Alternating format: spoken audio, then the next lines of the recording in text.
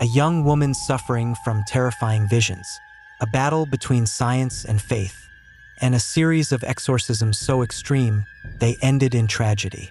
Anneliese Michel's story is one of the most disturbing and controversial cases of demonic possession ever recorded. But was she truly possessed? Or was she failed by those who were supposed to help her?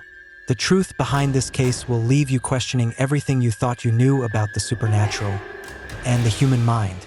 Anneliese Michel entered the world in 1952, growing up in a deeply devout Catholic household in Western Germany. Her family adhered to a strict interpretation of their faith, embracing the belief that personal repentance was not always enough. Sometimes, suffering on behalf of others was necessary for true atonement.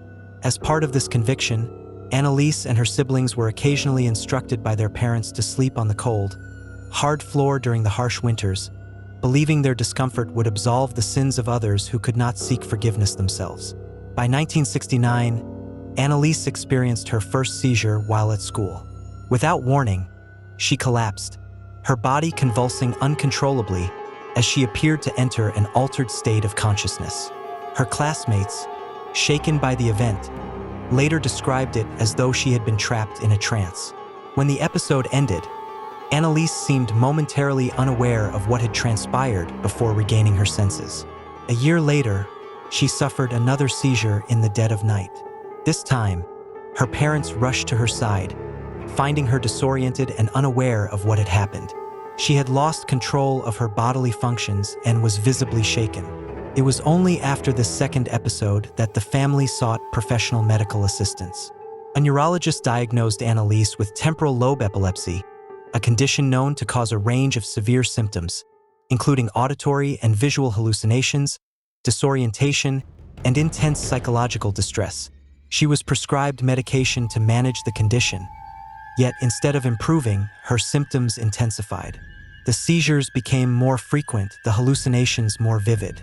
Determined to find relief, Anneliese voluntarily checked herself into a psychiatric facility, hoping that specialized care would provide answers.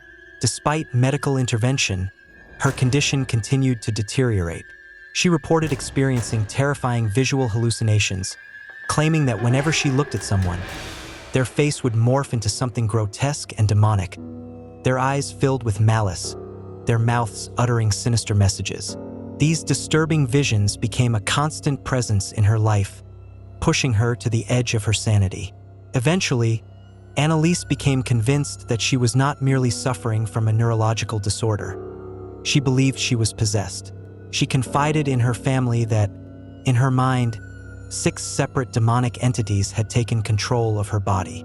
Convinced that conventional medicine had failed, Anneliese and her family turned to the Catholic Church for guidance.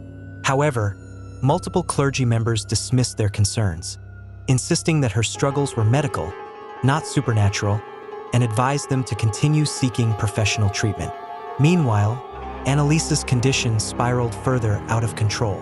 She developed compulsive behaviors, performing hundreds of squats daily.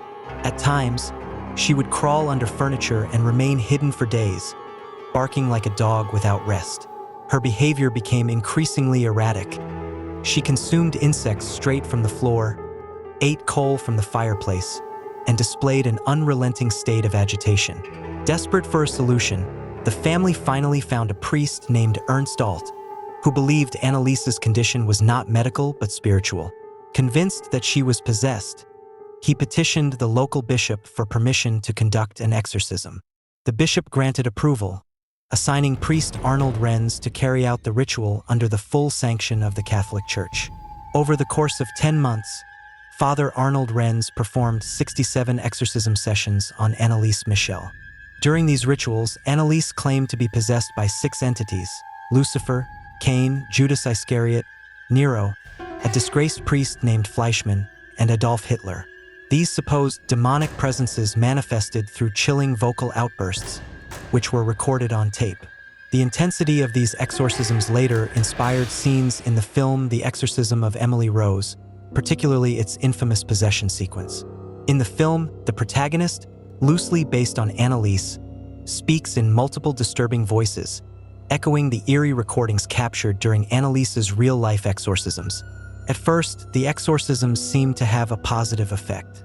Annalise's violent convulsions, trance-like episodes, and erratic behaviors appeared to lessen, allowing her to resume university studies and even attend church.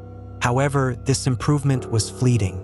By the spring of 1976, her condition worsened dramatically.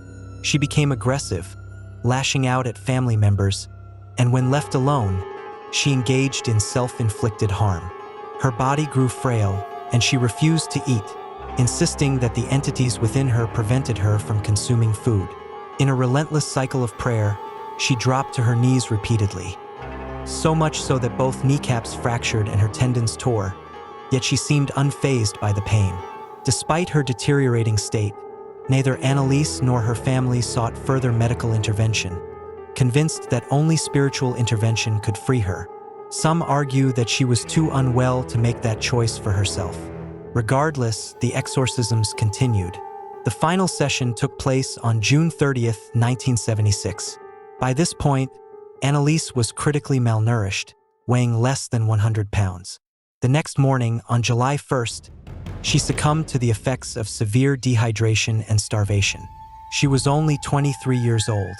Her tragic story made headlines across Germany, sparking widespread debate. How could such a case unfold in modern society? Why wasn't medical assistance prioritized? Could her death have been prevented? Legal action followed. Annalise's parents were charged with negligent homicide but ultimately avoided prison, as the court deemed that they had already endured enough suffering. Meanwhile, Father Renz and another priest faced manslaughter charges and were sentenced to 6 months in jail, a sentence that was later suspended. Decades later, opinions remained divided. Was Annalise Michel truly possessed, or was she battling an extreme case of temporal lobe epilepsy, as neurologists suggested? Did psychiatric treatment fail her just as much as the exorcisms did? Today, Annalise's gravesite has become a pilgrimage site for many religious followers who believe she passed away for the sins of others. But her story still raises troubling questions. Was this a case of demonic possession, a severe neurological disorder, or something else entirely? What would have been the right course of action? Medical intervention had little effect, but the exorcisms also led to tragic consequences.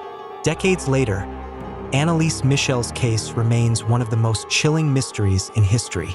Was she possessed, a victim of a severe medical condition, or was she caught in a deadly battle between faith and science? No matter what you believe, one thing is certain: her story will never be forgotten. If you found this case as unsettling as we did, let us know your thoughts in the comments. And don't forget to like, subscribe, and hit the notification bell, because the world is full of terrifying stories just waiting to be uncovered.